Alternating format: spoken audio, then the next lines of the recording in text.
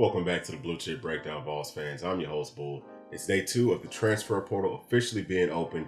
We've got another name to add to the list of players leaving Tennessee. We also have some big news and a player coming back to Tennessee for one more season.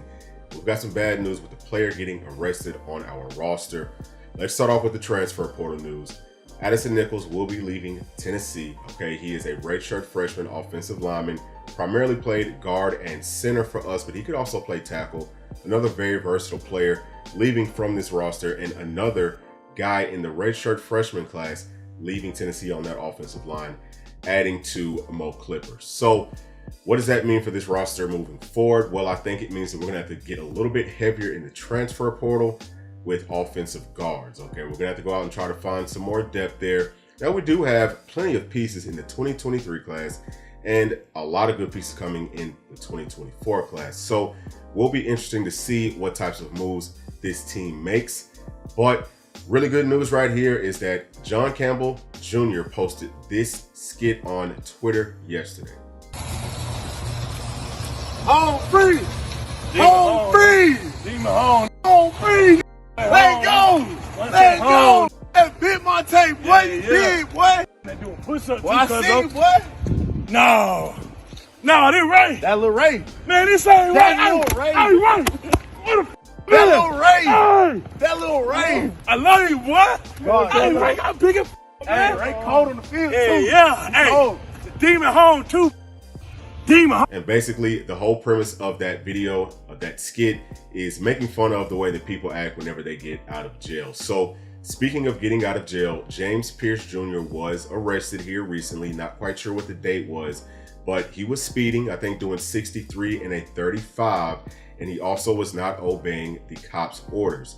Adding on top of that, he had a suspended license in North Carolina, which is where he's from. So he had to do a little bit of jail time, probably just a couple of hours, and I'm sure that he's out by now. But he is supposed to be a leader on this team, especially going into next season. Probably has the highest draft stock out of any player on this entire roster at this moment. So expect for the coaching staff to deliver some type of punishment to him, just because you can't let him go unscathed. Doesn't mean he's going to miss a quarter or two from our bowl game, possibly. Maybe he just does some extra sprints, something like that. But there will be some form of punishment for James Pierce Jr. And we hope that we have no more off the field issues. But this is about that time of year where you start to see it, because players are going home and, you know, getting back with some of the old friends, things like that. So hopefully, again, there is no more bad news coming out about any players on our team getting arrested or getting into any trouble. Now, back to John Campbell Jr., okay? I did not mean to glaze over that, but I had to get that James Pierce thing out of the way because that's bad news. I want to end this on a high note. I think that John Campbell coming back to this team next season is huge, and I think it says a lot about the current temperature of what this roster could look like next season. So, number one, it's a big deal because we've got our starting left tackle, okay? We don't have to go out into the transfer portal and pretty much have to overpay for one, okay? Whenever you look at the transfer portal right now, it's not a lot of great offensive tackles. So if we did want to go and get one, if we had to get one, especially a starter, we're going to have to overpay for that player. And we still have some other needs that we need to tend to in this portal in some other spots. But I think that that's huge, okay? We've got Gerald Mincey, who I believe is going to be coming back playing right tackle more than likely. And then Spraggs is probably going to have to come back just because, you know, he ended the season, unfortunately, with that injury. We've talked about this, and his draft stock probably is not as high as what he would want. And I think that with those guys coming back, expect for Cooper Mays to come back even more so than what I expected before, okay? We are probably going to have a better offensive line in 2024 than we had in 2023. Hope that everyone can stay healthy. Now, some more big news is that Jordan Seaton is going to be announcing on Thursday what his college choice is. Now, he plays offensive tackle. He's the best offensive tackle in the entire country. He's Tennessee's #1 target in the 2024 class. If we could get him, okay, is it going to play any role in what's going to happen with the rest of this offensive line? Or does John Campbell coming in, does that play a role in what Jordan Seaton's going to do? I don't think that John Campbell coming back is going to necessarily affect what Jordan Seaton's going to do, because he's coming in as a freshman, which means that even if he does or doesn't play this season, he still has at least 2 more seasons to get plenty of playing time, plenty of film. And if he can start somewhere, let's say if he starts at right tackle, we could move Gerald Mincey over to left guard. Think about that offensive line. That is nasty. Or maybe Jordan Seaton could play left guard for us.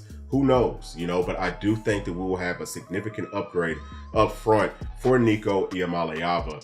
And with that being said, we're going to need to add some more pieces to the outside. Now, we've talked a lot about tight ends being a position that Tennessee is going to covet very heavily in this transfer portal. And we are going to have a visit from Justin Jolly. He is the UConn tight end. He's 6'3", about 235 pounds. He's a pass catching tight end. So I think that he will be a great addition to this team, to this roster. And, you pair him up with a guy like Ethan Davis, I think that we could do a lot. Ethan Davis is a guy that is for sure a pass catching tight end, but he can also block. I think that we are going to at least need to add one more tight end that can block, that's more of a blocking tight end to this roster, if not two more.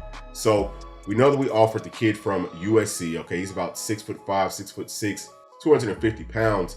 Didn't play much last season. Okay, didn't get many passes thrown his way, but I think that he would be a great addition to this team, especially because I believe he's a redshirt freshman or somewhere in that ballpark. I don't think he's an older guy, so that would be huge. There's also another tight end that I've had my eye on from San Diego State, and he's about the same body size, 6'5", 6'6", 260-esque pounds.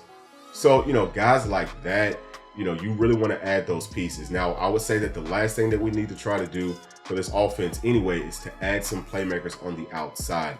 Can we get the kid from South Carolina? Can we get, or do we want the kid from Texas A&M? Okay, Evan Stewart. He's a great player, but it does seem like it's going to come with some off the field issues. And I don't think that this coaching staff really wants that. Obviously, there's a lot of players that we could probably talk about on defense, but that is a story for a different video. We're going to end it on this note. Thank y'all for tuning in. Please make sure to, oh, hey, you know what? One last thing before I end this. Some more big news that I almost completely forgot to add. I've been hearing some rumors that Omar Norman Lott is leaning towards coming back for this team next season. I just thought about that as I'm talking about defense. So that's another huge piece. I think that he might have been our best defensive tackle on this team. For sure, our best pass rushing defensive tackle. And, I would say that maybe Elijah Simmons was our best run stopping defensive tackle. Now, does that mean that we could possibly get Big O to come back too?